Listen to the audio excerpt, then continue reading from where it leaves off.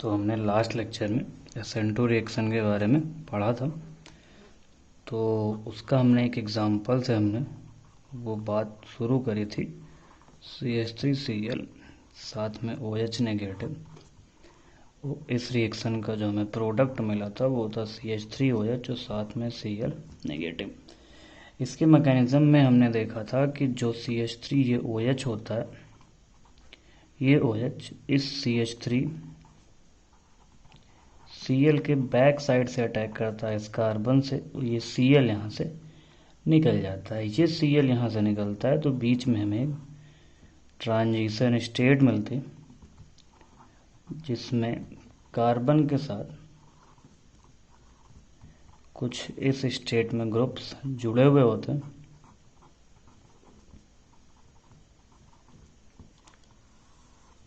और इस स्टेप के बाद हमें प्रोडक्ट जब मिल जाता है तो प्रोडक्ट में हमें OH CH3 और साथ में हमें Cl नेगेटिव मिल जाता है। अब इस रिएक्शन को दोबारा लिखने का मकसद ये है कि एक बात समझो, अगर हम इस रिएक्शन का रेट लिखें, अगर हम इस रिएक्शन का रेट लिखना चाहें तो इस रिएक्शन का जो रेट लॉ आता है वो आता है K2, साथ में हमारा जो सबस्ट्रेट है CH3Cl, साथ में OH नेगेटिव।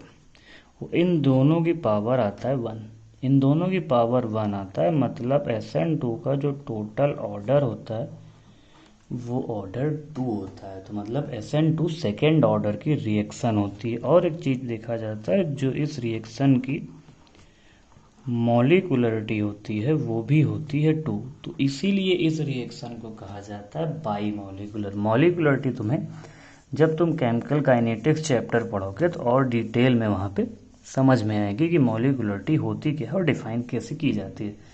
अब समझना, इस पूरे रिएक्शन में एक ही स्टेप है। जब पूरे रिएक्शन में एक ही स्टेप है तो यही इस रिएक्शन का क्या बनेगा, RDS बनेगा। मतलब यही इस रिएक्शन का स्लो स्टेप होगा। जब यही इस रिएक्शन का स्लो स्टेप होगा, क्योंकि रिएक्शन में एक ही स्टेप है, ठीक है, तो यही इसका स्लो स्टेप है। यही इस SN2 मैकेनिज्म की, मतलब SN2 रिएक्शन की मैकेनिज्म में सबसे इंपॉर्टेंट है कि अटैक कहाँ से होता है, बैक साइड से। मतलब रिएक्टेंट का क्या हो जाता है, प्रोडक्ट में इन्वर्जन होता है। अब यहाँ पे एक बात समझने लायक है कि हमारे पास ये कंपाउंड, ये है न्यूक्लियोफाइल, ये है न्यूक्लियोफाइल और ये हमारा है सबस्ट्रेट। तो इसके रेट से हमें ये समझ में आ रहा है कि जो रिएक्शन का रेट होगा वो दोनों पे डिपेंड करेगा। मतलब दोनों का मतलब ये है कि अगर हम न्यूक्लियोफाइल का कंसंट्रेशन चेंज करेंगे तब भी रेट में फ़र्क पड़ेगा, और अगर हम सबस्ट्रेट का भी कंसंट्रेशन चेंज करेंगे तब भी SN2 मैकेनिज्म, मतलब SN2 रिएक्शन के रेट में फ़र्क पड़ेगा। तो ये इम्पॉर्टेंट है कि जो रेट ऑफ SN2 है वो सबस्ट्रेट पे भी डिपेंड करता है और उसको न्यूक्लियोफाइल पे भी डिपेंड करता है। तो ये दोनों चीज़ों पर डिपेंड करता है। ये काफ़ी इंपॉर्टेंट बात होती है, तो हमें यहाँ पे समझ में। अब हम इसका देखते हैं energy profile diagram. Energy profile diagram ये होता है जो हमें इस रिएक्शन की प्रोग्रेस को बताता है।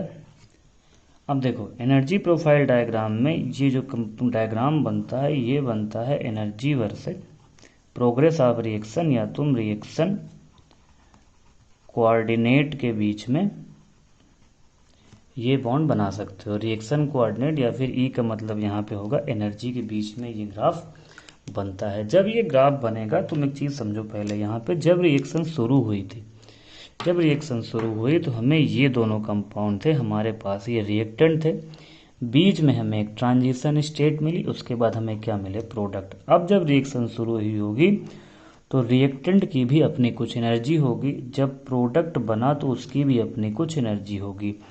रिएक्टेंट हमारे पास है CH3Cl और साथ में OH नेगेटिव। जब प्रोडक्ट हमें मिला तो हमारे पास प्रोडक्ट है OH CH3, साथ में क्या है, Cl नेगेटिव। अब इन दोनों रिएक्शन के टाइम जाते समय जो ये ग्राफ मिलेगा हमें कुछ ऐसा मिलेगा।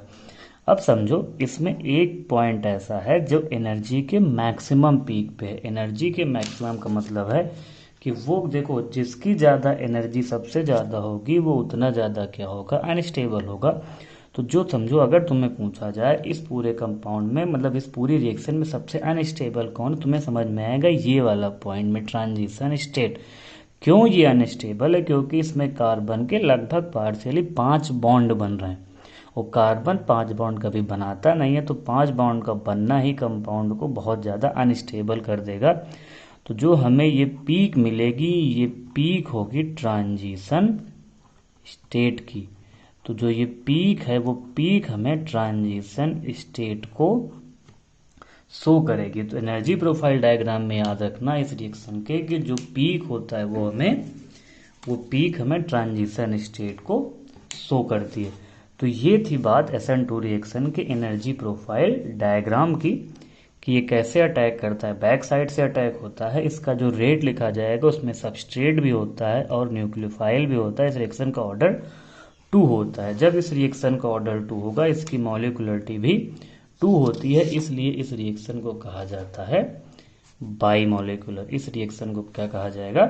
बाईमॉलिक्यूलर ये रिएक्शन होती। अब समझो कि हमें SN2 रिएक्शन में कई इंपॉर्टेंट पॉइंट होते हैं, कई इंपॉर्टेंट पॉइंट, या फिर तुम कह सकते हो कई इंपॉर्टेंट फैक्टर्स होते हैं जो हमें SN2 रिएक्शन के रेट के बारे में बताते हैं। रेट के बारे में मतलब कि कौन से फैक्टर के आने पे SN2 रिएक्शन का रेट ज़्यादा होगा, कौन से फैक्टर के आने पे SN2 रिएक्शन का रेट कम होगा।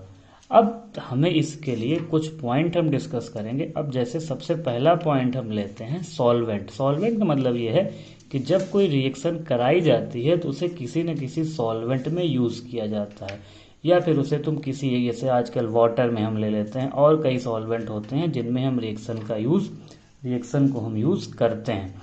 तो हम अभी बात करेंगे SN2 रिएक्शन में सॉल्वेंट के यूज़ की। तो हम सबसे पहला पॉइंट जो यूज़ करते हैं, हम सबसे पहले पॉइंट की बात करते हैं सॉल्वेंट की। सॉल्वेंट, अब देखो सॉल्वेंट में हमारे पास 2 तरह के सॉल्वेंट होते हैं। एक होता है पोलर प्रोटेक सॉल्वेंट और एक होता है पोलर एप्रोटेक सॉल्वेंट। तो जो SN2 रिएक्शन होती है, SN2 रिएक्शन में we use polar aprotic solvent. अब पोलर एप्रोटिक सॉल्वेंट क्या होता है? वो सॉल्वेंट, पोलर एप्रोटिक सॉल्वेंट है वो solvent which don't have hydrogen to connect any electronegative atom. मतलब वो सॉल्वेंट जिसमें कोई भी हाइड्रोजन ऐसा नहीं होगा जो किसी इलेक्ट्रोनेगेटिव एटम से कनेक्टेड हो। अब इलेक्ट्रोनेगेटिव एटम से कनेक्टेड नहीं होता, इसका फ़ायदा क्या होता है समझते हैं। जैसे हमारे पास एक एग्जाम्पल लेते हैं हम, एक मतलब हमारे पास जो सबसे सिंपल सा एग्जाम्पल होता है पोलर एप्रोटिक सॉल्वेंट का, DMSO। DMSO का फुल फॉर्म होता है डाईमिथाइल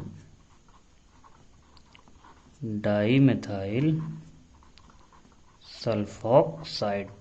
इसका जो स्ट्रक्चर होता है वो ये होता है।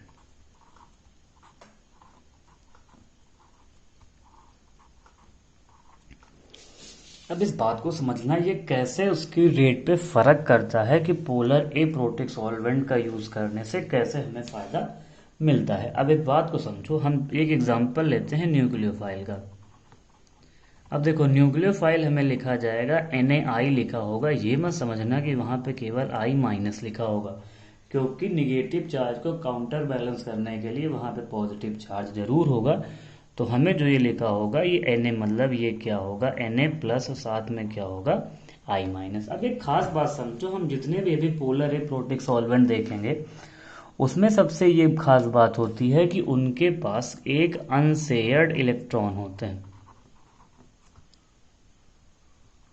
उनके पास हमेशा अनशेयर्ड इलेक्ट्रॉन होंगे। तो वो क्या करते हैं, उस अनशेयर्ड इलेक्ट्रॉन के साथ इन पॉजिटिव चार्ज के साथ पॉजिटिव चार्ज के साथ बॉन्ड बनाते हैं, पॉजिटिव चार्ज के साथ बॉन्ड बना के रखते हैं, मतलब इससे काफ़ी स्ट्रॉन्ग बॉन्ड बनाते हैं, वो इससे स्ट्रॉन्ग बॉन्ड नहीं बनाते। या फिर तुम कह सकते हो इससे बॉन्ड तो बनाते हैं लेकिन उतने अच्छे से बॉन्ड नहीं बना पाते हैं। तो बात को समझना, हमारे पास दो चीज़ें हैं, एक Na+ होगा और साथ में होगा I-। तो इस DMSO के पास जो ऑक्सीजन है, इस ऑक्सीजन के पास मतलब इस सल्फर के पास ऑक्सीजन है, इस सल्फर के पास ऑक्सीजन है, तो ये इसके साथ बॉन्ड बना लेगा। तुम ये कह सकते हो काफ़ी ज़्यादा इसे चारों तरफ से ये घेर लेंगे इस ऑक्सीजन के साथ। जब ये इस ऑक्सीजन के साथ घेर लेंगे तो इसके साथ ही इंट्रैक्शन करके इसे चारों तरफ से क्या कर लेंगे, बांध लेंगे। जब चारों तरफ से इसे बांध लेंगे तो देखो यहाँ पे भी एक इंट्रैक्शन होगा Na+ और I-। अब Na+ इसके साथ जब फंस गया है तो I- हमारा क्या हो गया होगा, I- हमारा फ्री हो चुका है। जब I- हमारा फ्री हो गया है तो ये अपना जो इसे काम करना था, इसे ज़्यादा बिहेव कैसा करना था, इसे बिहेव करना था न्यूक्लियोफाइल की तरह। तो जब इसे न्यूक्लियोफाइल की तरह अटैक करना था तो इसका जो Na+ के साथ इंट्रैक्शन था वो इस DMSO के कारण, डाई मिथाइल सल्फाइड या हम पोलर एप्रोटिक सॉल्वेंट के कारण वीक हो गया, जिससे ये अपना काम ज़्यादा अच्छे से कर सकता है। और जो हमें ये कैटायन था ये इस DMSO में सॉल्वेट हो गया, और ये इसमें ये चीज़ एनायन को, मतलब ये तुम कह सकते हो कि पोलर एप्रोटिक सॉल्वेंट जो होते हैं वो कैटायन को अपने अंदर सॉल्वेट कर लेते हैं, मतलब अपने अंदर उन्हें डिसॉल्व कर लेते हैं, जिससे निगेटिव चार्ज का इंट्रैक्शन कम हो जाएगा। तो जो निगेटिव चार्ज होगा, जो न्यूक्लियोफाइल की तरह काम करना चाहेगा, वो अपने अच्छे तरीके से न्यूक्लियोफाइल की तरह काम कर सकता है।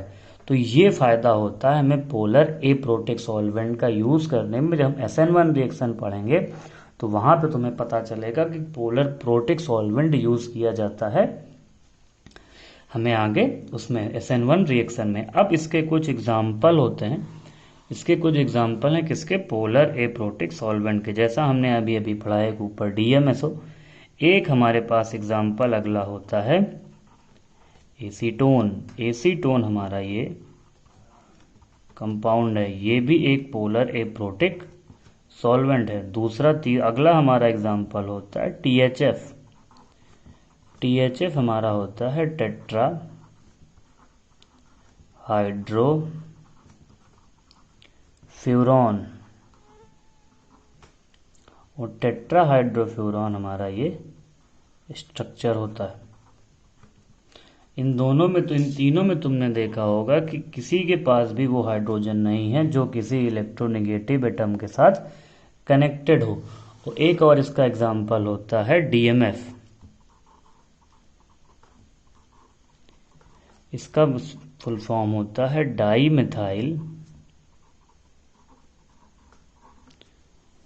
मिथाइल फॉर्माइड, और इसका जो स्ट्रक्चर होता है वो कुछ ऐसा होता है। इस नाइट्रोजन के पास होंगे लोन पेयर, इसे NN डाइमिथाइल फॉर्माइड भी कहा जाता है।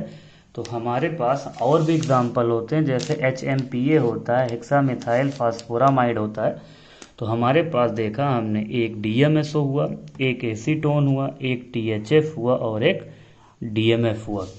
तो ये चीज़ याद रखना कि SN2 रिएक्शन जहाँ भी लिखी होगी वहाँ पे हमें पोलर एप्रोटिक सॉल्वेंट मिलेंगे। तो ये काफ़ी इम्पॉर्टेंट वे होता है हमें ये पता करने का कि कहाँ पे SN2 हो रही होगी और कहाँ पे SN2 नहीं हो रही होगी। तो अब हमें पहला पॉइंट समझ में आया कि सॉल्वेंट, तो SN2 रिएक्शन के लिए हम सॉल्वेंट का यूज़ करते हैं पोलर एप्रोटिक सॉल्वेंट। अब अगला पॉइंट हम डिस्कस करते हैं, इसके लिए अगला पॉइंट होगा लीविंग ग्रुप। अब देखो, अगर जिसको जाना है वो जितने आसानी से चला जाए, बिना झंझट के चला जाए, बिना किसी प्रॉब्लम के चला जाए तो अच्छा होगा।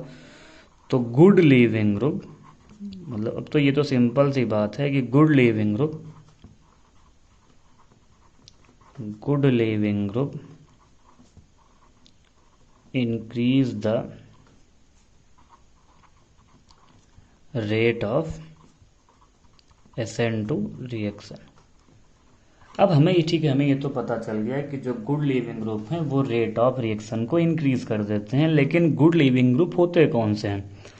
तो जो गुड लीविंग ग्रुप होते हैं वो वीक बेस होते हैं, मतलब जितना ज़्यादा वीक बेस होगा उतना ज़्यादा वो क्या होगा, अच्छा लीविंग ग्रुप होगा। तो ये बात इंपॉर्टेंट होती है कि कौन से कंपाउंड अच्छे लीविंग ग्रुप होते हैं, तो जितना वीक बेस होगा उतना वो अच्छा लीविंग ग्रुप होगा। जैसे हमसे पूछा जाए अगर आई ब्रोमीन क्लोरीन और मतलब हमारे पास लास्ट में फ्लोरीन, इन सब में अच्छा लीविंग ग्रुप कौन होगा? देखो लीविंग ग्रुप में होगा तो X माइनस के रूप में ही बाहर जाएगा। एक बात हमेशा याद रखना कि जो लीविंग ग्रुप होता है वो नेगेटिव चार्ज के रूप में ही निकले, ऐसा बिल्कुल भी जरूरी नहीं।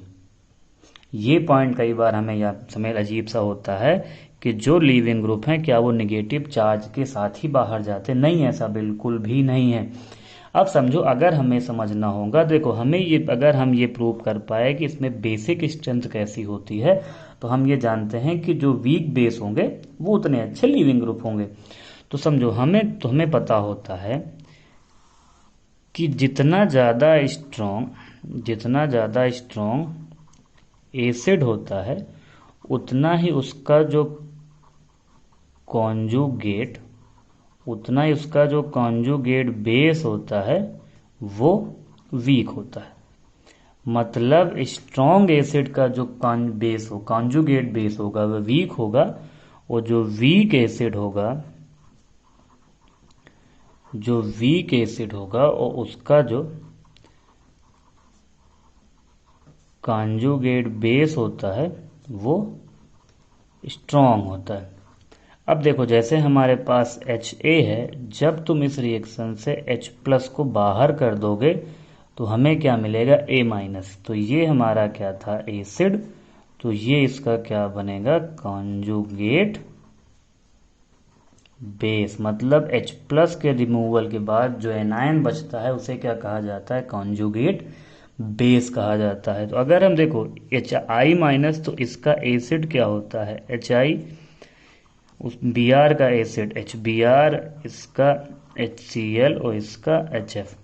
अब हम ये काफ़ी दिन से पढ़ते हैं, जो एसिडिक स्ट्रेंथ होती है वो ऊपर की तरफ बढ़ती है। मतलब जो एसिडिक स्ट्रेंथ है वो HR मतलब Hi की सबसे ज़्यादा, उसके बाद HR, उसके बाद HBr, उसके बाद HCl, उसके बाद HF। तो जब हमने यहाँ से H+ को रिमूव किया इन सारे कंपाउंड में, तो हमें ये क्या मिला, I-, ये मिला Br-, ये मिला Cl-, और ये मिला F-। देखो ये सबसे वीक एसिड, मतलब ये सबसे वीक एसिड है। अभी अभी हमने पढ़ा कि जो एसिड वीक होगा उसका जो कॉन्जुगेट बेस होगा वो स्ट्रॉन्ग होगा।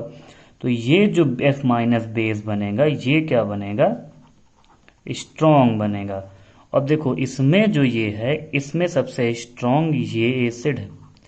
अब जितना स्ट्रॉन्ग एसिड होगा उसका बेस उतना ही वीक होगा। तो अगर हम बेस का ऑर्डर देखें तो बेस इस डायरेक्शन में बेसिक स्ट्रेंथ इंक्रीज हो रही है, तो नीचे आने पे बेसिक स्ट्रेंथ इंक्रीज हो रही है। तो अगर बेसिक स्ट्रेंथ का ऑर्डर देखो तो ये आएगा, मतलब बेसिक स्ट्रेंथ इस डायरेक्शन में जाने पे बढ़ रही है। तो अभी अभी हमने पढ़ा जो वीक बेस होते हैं वो अच्छे लीविंग ग्रुप होते हैं।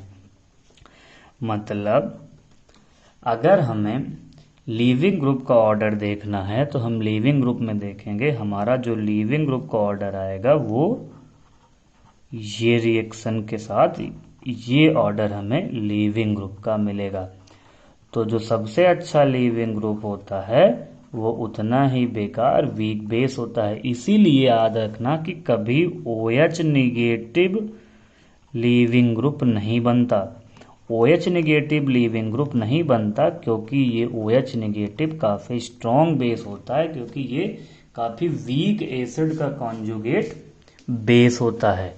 तो ये चीज याद रखना कि जो जितना स्ट्रॉन्ग बेस होगा वो उतना ही वीक लीविंग ग्रुप होगा। अब कई बार ये भी पूछा जा सकता है कि वीक बेस ही क्यों लीविंग ग्रुप होते हैं, मतलब वीक बेस ही क्यों लीविंग ग्रुप होते हैं। देखो बेसिकली क्या होता है, अगर स्ट्रॉन्ग बेस होगा, इस बात को समझना, जैसे हमने मतलब हम समझते हैं जैसे हमने कोई रिएक्शन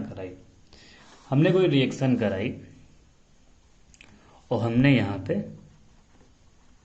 CH3F- तो यहाँ पे एक कोई न्यूक्लियोफाइल लिया और जब हमने ये रिएक्शन कराई तो हमें यहाँ पे क्या मिला, CH3 और साथ में न्यूक्लियोफाइल, ये क्या निकल गया F-। देखो ये हमने पढ़ा था, ये होता है बेस। वो ये बेस कैसा होता है, स्ट्रॉन्ग। देखो स्ट्रॉन्ग चीजें जो होती हैं वो कभी स्टेबल नहीं रहती, वो अनस्टेबल कंडीशन में रहती है। तो F- क्या करेगा, तुरंत रिवर्स अटैक करके रिएक्शन को बैकवर्ड लेके चला आएगा। तो रिएक्शन बैकवर्ड ना आए इसलिए जो चीजें निकले वहां से वो वीक होंगी। तो वीक का मतलब होगा वो स्टेबल होंगी। जब वो वीक होंगी तो वो निकलने के बाद दोबारा अटैक नहीं करेंगी। अगर वो चीज वीक नहीं होगी तो वो जैसे ही निकलेगी वो दोबारा अटैक कर देगी कंपाउंड पे। इसलिए जो लीविंग ग्रुप होना चाहिए वो उतना मतलब अच्छा बेस नहीं होना चाहिए, क्योंकि लीविंग ग्रुप अगर तुम्हारा बेस स्ट्रॉन्ग बेस होगा तो वो तुरंत बैक अटैक करके रिएक्शन को रिवर्स लेके चलाएगा। तो अब अगर हम बात करें एक एग्जाम्पल की SN2 में, एक SN2 के एक एग्जाम्पल की बात करते हैं। ये हमारे पास कंपाउंड है,